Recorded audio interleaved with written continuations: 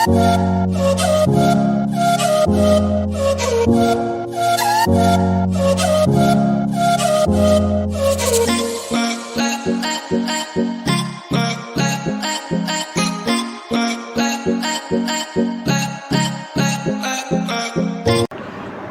Morning everyone, welcome back to online शिक्षण। मैं हूं आपके साथ अंजलि बालियान। आई होप आप सभी बहुत अच्छे होंगे, स्वस्थ होंगे, मस्त होंगे। तो मस्त रहिए, लेकिन अभी पढ़ाई का समय है, तो चलिए शुरू करते हैं। आज की क्लास में आप पढ़ने वाले हैं सामाजिक अध्ययन विषय के अंतर्गत गुप्त वंश के बारे में। इससे पहली क्लासेस में आपने सीखा था मौर्य वंश के बारे में। मौर्य वंश का पतन कैसे होता है, उसके कौन कौन से कारण होते हैं उसके पतन के, और आपने मौर्य वंश के जितने भी प्रमुख शासक हुए उन सभी के बारे में बहुत ही विस्तार से जान लिया है। तो आज हम शुरुआत करने वाले हैं गुप्त वंश के बारे में। तो आज आपकी क्लास नंबर 5th है। अगर आपने इससे पहली वीडियोस को मिस किया है तो आप आई बटन पर जाकर उन्हें देख सकते हैं, या फिर आपको प्लेलिस्ट में सारी वीडियोस मिल जाएंगी। ओके गाइस, तो चलिए आज की क्लास की शुरुआत करते हैं। देखते हैं सबसे पहले कि आप कौन से टॉपिक्स आज की वीडियो में हम कवर करेंगे। तो कंटेंट्स देखते हैं। सबसे पहले आप जानेंगे गुप्त साम्राज्य के बारे में, कैसे स्थापना हुई, किसने की, किस समय काल में हुई। उसके बाद आप जानोगे गुप्तों की उत्पत्ति कैसे हुई इनकी, ठीक है। फिर गुप्तकालीन प्रशासन कैसा था, उस सभी के बारे में विस्तार पूर्वक जानेंगे।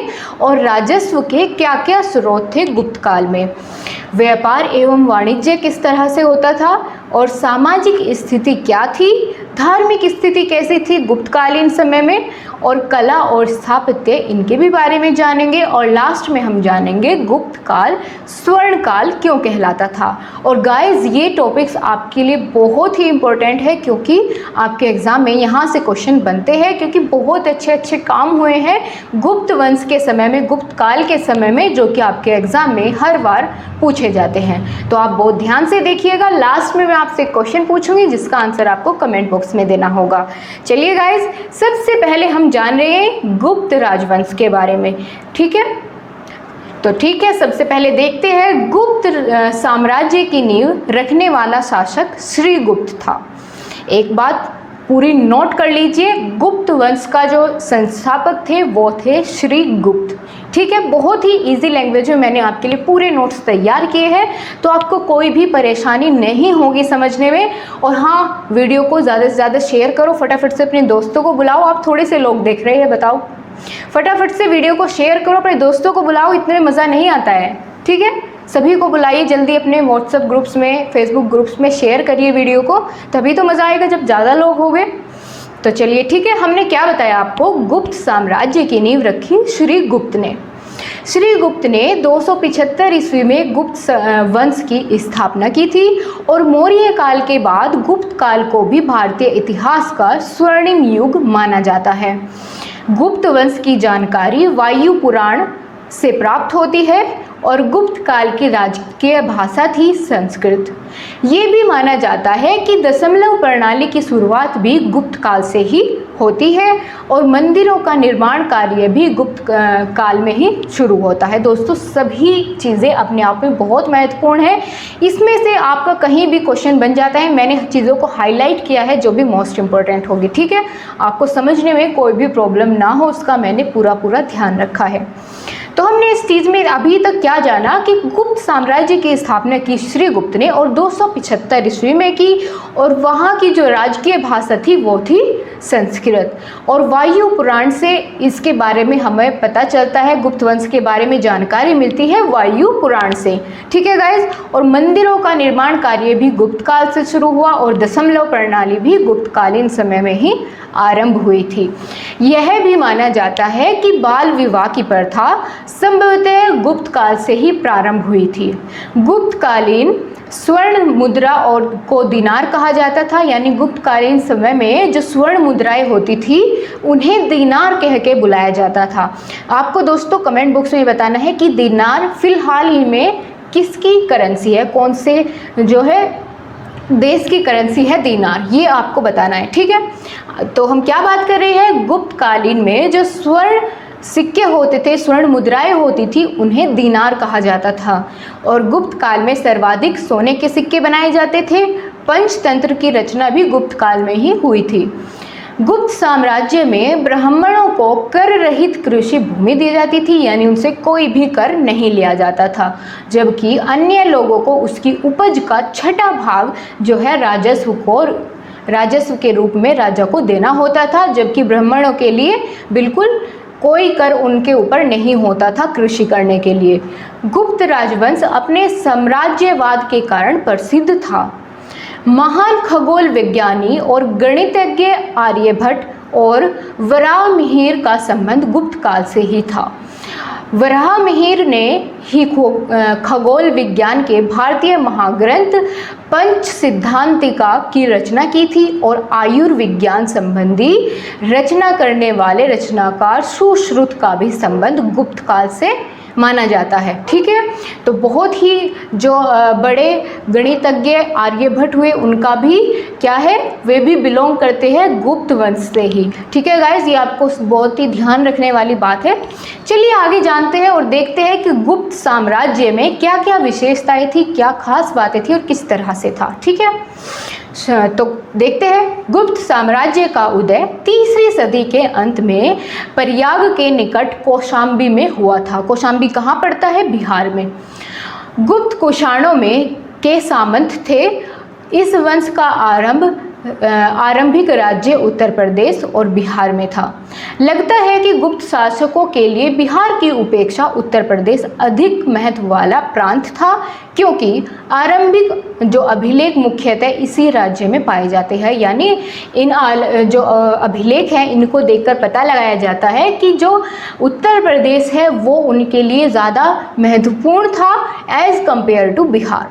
ठीक है, क्योंकि यहाँ पर सबसे ज़्यादा अभिलेख उन्होंने बनाए, सबसे ज़्यादा मान्यता इसी स्थान को दी, तो इस राज्य में पाए गए हैं। यहीं से गुप्त शासक कार्य संचालन करते थे और अनेक दिशाओं में बढ़ते गए। ठीक है, मतलब आगे भी और आगे अपना कब्जा करते गए, अपने आप में राज्यों को मिलाते चले गए। गुप्त शासकों ने अपना आधिपत्य अनुगंगा, प्रयाग, साकेत और मगध पर स्थापित किया। तो ये बात थी गुप्त साम्राज्य के बारे में। अब देखते हैं और जानते हैं गुप्तों की उत्पत्ति कैसे होती है और कैसे इनके बारे में पता चलता है। गुप्त राजवंशों का इतिहास साहित्यिक तथा पौराणिक दोनों प्रमाणों से प्राप्त होता है। इसके अतिरिक्त विदेशी यात्रियों के विवरण में भी गुप्त राजवंशों के बारे में जानकारी प्राप्त होती है।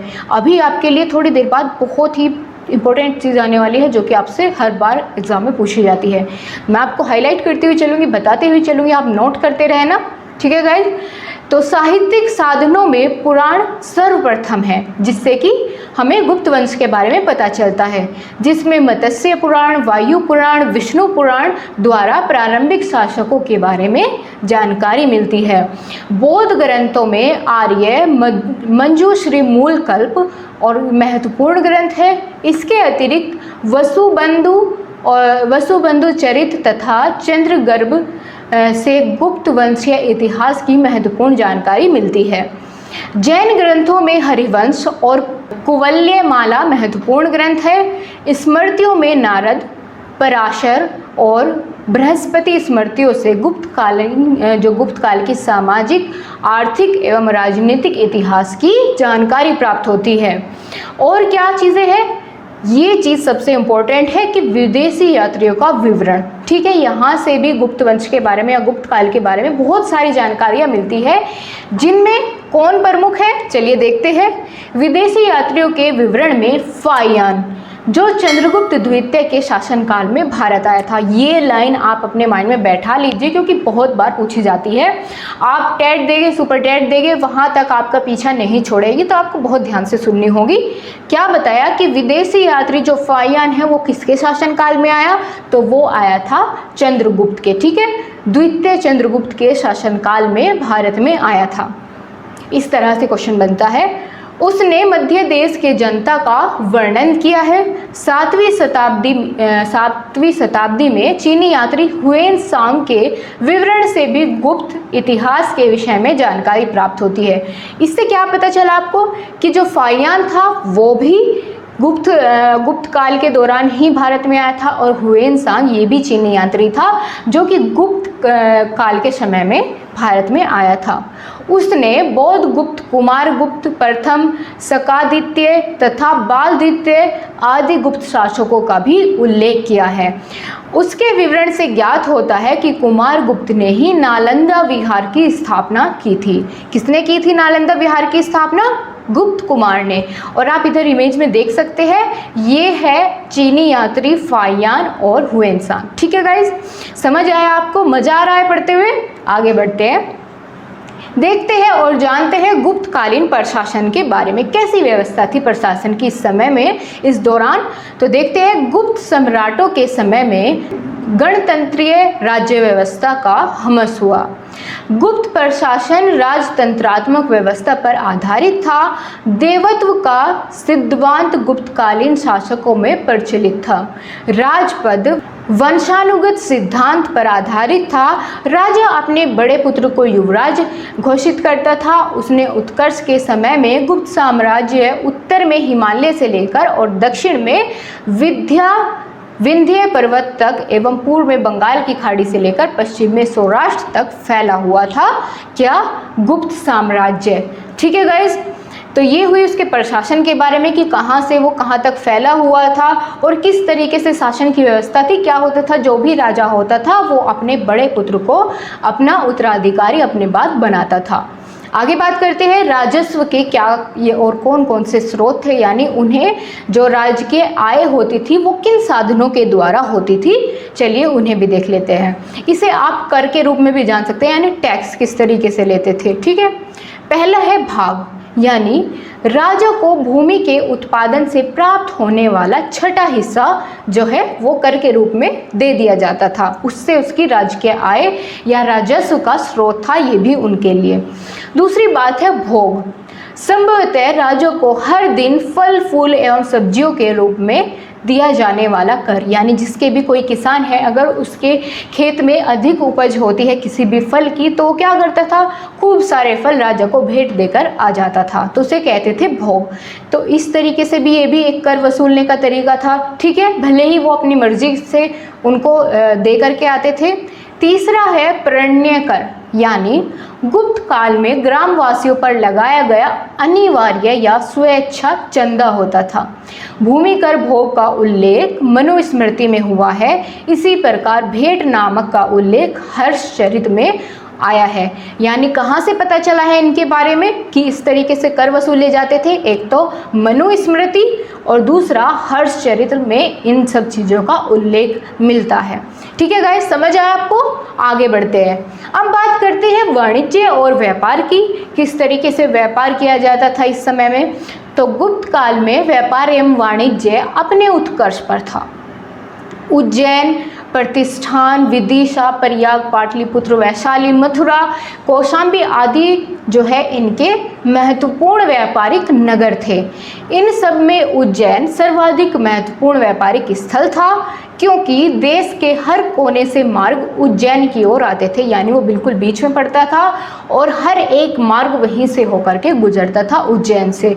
स्वर्ण मुद्राओं की अधिकता के कारण ही संभवतः गुप्तकालीन व्यापार विकास कर सका, यानी उसमें क्या होता था, स्वर्ण मुद्राओं का लेन देन होता था और इन्हीं की अधिकता के कारण जो है इस शासनकाल में व्यापार का बहुत अधिक अपने उत्कृष्ट पर था व्यापार इस समय में। ठीक है गाइज, समझ आया आपको बहुत अच्छे से? चलिए आगे देखते हैं सामाजिक स्थिति कैसी थी गुप्तकालीन साम्राज्य की। ठीक है, गुप्तकालीन भारतीय समाज परंपरागत 4 जातियों में विभाजित था। कौन कौन सी?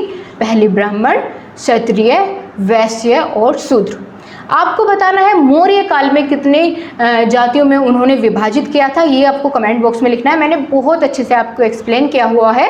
ठीक है, तो हमने क्या जाना, गुप्तकालीन समय में जातियों को 4 भागों में विभाजित किया गया था, ब्राह्मण और क्षत्रिय, वैश्य और शूद्र। ठीक है, कौटिल्य ने अर्थशास्त्र में तथा वराहमिहिर ने वृहत संहिता में चारों वर्णों के लिए अलग अलग बस्तियों का उल्लेख किया है। ठीक है, न्याय संहिताओं में यह उल्लेख मिलता है कि ब्राह्मण की परीक्षा तुला से की जाती थी और क्षत्रिय की परीक्षा अग्नि से और वैश्य की परीक्षा जल से तथा शूद्र की विषय से जानी जाती थी। ठीक है गाइज, ये बिल्कुल आपको क्लियर हुआ। 4 जातियों में विभाजित था और कहाँ से पता चलता है? कौटिल्य के अर्थशास्त्र, यानी अर्थशास्त्र किससे संबंधित है? कौटिल्य से। आप कर पा रहे हैं चीज़ों को रिलेट? ठीक है गाइज, तो चलिए एक और चीज़ देखते हैं, धार्मिक स्थिति क्या थी गुप्तकालीन समय के दौरान। ठीक है गाइज, गुप्तकालीन साम्राज्य को ब्राह्मण धर्म व हिंदू धर्म के पुनरुत्थान का समय माना जाता है। हिंदू धर्म विकास यात्रा के इस चरण में कुछ महत्वपूर्ण परिवर्तन दृष्टिगोचर हुए, जैसे मूर्ति पूजा हिंदू धर्म का सामान्य लक्षण बन पाई। इस समय में हिंदू धर्म में क्या हुआ? मूर्ति पूजा की शुरुआत हुई, जो अभी तक चली होती आ रही है। यज्ञ का स्थान उपासना ने ले लिया एवं गुप्त काल में ही वैष्णव एवं शैव धर्म के मध्य समन्वय स्थापित हुआ। ईश्वर भक्ति को महत्व दिया गया और तत्कालीन महत्वपूर्ण संप्रदाय के रूप में वैष्णव एवं शैव संप्रदाय प्रचलन में आ गए थे। तो ये थी उनकी धार्मिक स्थिति, यानी मूर्ति पूजन की शुरुआत हुई। ब्राह्मण और हिंदू धर्म को उन्होंने अधिक मान्यता दी, इनका ही प्रचार प्रसार किया। यज्ञ को जो है उपासना का स्थान दिया गया कि यानी पूजा में ये भी शामिल होता है। शैव और वैष्णव धर्म की भी स्थापना इसी समय में हुई। ठीक है गाइस, तो समझ आया आप सभी को? चलिए आगे देखते हैं और बात करते हैं कला और स्थापत्य किस तरीके से विकसित होती है गुप्तकालीन समय के दौरान, और कौन कौन सी ऐसी चीज़ें हैं जिनका निर्माण हुआ, कौन कौन से ऐसी कलाएं हैं जो कि आपके एग्जाम में पूछी जाती है और महत्वपूर्ण है। देखते हैं इनके बारे में। गुप्त काल में कला की विविध विधाओं जैसे वसंत स्थापत्य, चित्रकला, मृद भांड कला आदि में अभूतपूर्व प्रगति देखने को मिलती है। गुप्तकालीन जो स्थापत्य कला के सर्वोच्च उदाहरण तत्कालीन मंदिर थे। बहुत सारे मंदिरों का निर्माण हुआ था इस समय में। मंदिर निर्माण कला का जन्म भी यहीं से माना जाता है। इस समय के मंदिर एक ऊंचे चबूतरे पर निर्मित किए जाते थे। चबूतरे पर चढ़ने के लिए चारों तरफ सीढ़ियां लगाई जाती थी। ठीक है, इनका निर्माण किया जाता था और देवता की मूर्ति को गर्भगृह में स्थापित किया जाता था। वो गुप्तकालीन मंदिरों की छतें प्राय सपाट बनाई जाती थी, पर शिखर पर युक्त मंदिरों के निर्माण के भी अवशेष मिलते हैं। गुप्तकालीन मंदिर छोटी छोटी ईंटों एवं पत्थरों से बनाए जाते थे, जैसे भीतरगांव का मंदिर ईंटों से ही निर्मित है। ये एक मंदिर का नाम है भीतरगांव का मंदिर, जो कि काफ़ी चर्चित है गुप्तकालीन कला या स्थापत्य के समय में। ठीक है गाइज, समझ आया आपको इतना? तो चलिए अब देखते हैं गुप्त काल को स्वर्ण काल क्यों कहा जाता था। ठीक है, आपके एग्जाम में यहाँ से क्वेश्चन बनता है कि बताइए गुप्तकालीन समय को स्वर्ण काल क्यों कहा जाता था, ऐसी क्या खास बातें हैं उसमें। तो वो ये है कि गुप्त काल को स्वर्ण युग या फिर गोल्डन एज, क्लासिकल एज एवं पेरिक्लीन एज कहा जाता है, क्योंकि अपनी जिन विशेषताओं के कारण गुप्त काल को स्वर्ण काल कहा जाता है वे इस प्रकार है। ठीक है, कौन से कारण है जिस वजह से इन्हें गोल्डन एज या फिर स्वर्ण युग के नाम से जाना जाता है? वो है इसकी साहित्य, विज्ञान एवं कला के उत्कर्ष का काल। यानी इस समय में बहुत सारी जो है विज्ञान, कला और साहित्य में प्रगति देखने को मिली। बहुत सारे मंदिरों का निर्माण यहाँ पे कराया गया और भारतीय संस्कृति के प्रचार एवं प्रसार का काल भी इसे कहते हैं। धार्मिक सहिष्णुता एवं आर्थिक समृद्धि का काल भी माना जाता है।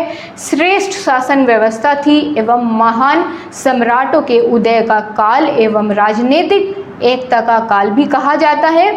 इन समस्त विशेषताओं के कारण ही हम गुप्त काल को स्वर्ण काल या फिर क्लासिकल युग एवं पेरिक्लीन युग के नाम से जानते हैं। अगर तीनों में से कोई भी पूछा जाता है, क्लासिकल एज, गोल्डन एज या फिर पेरिक्लीन एज, तो आप तीनों को इसी तरीके से डिफाइन करते हैं, क्योंकि तीनों के कारण यही है। ठीक है गाइस, समझ आया आपको इतना? ठीक है, अब चलिए आप बताइए आपको आज की क्लास कैसी लगी, कितना समझ आया और कितना आपको इंटरेस्टेड लगी क्लास। ठीक है, आप अपने कमेंट्स ज़रूर करिए और अपने दोस्तों के साथ वीडियो को ज़्यादा से ज़्यादा शेयर करिए और हाँ, लाइक करना बिल्कुल मत भूलना। ठीक है गाइस, तो चलिए कल फिर से मिलते हैं एक नए टॉपिक के साथ। तब तक के लिए बाय बाय, टेक केयर।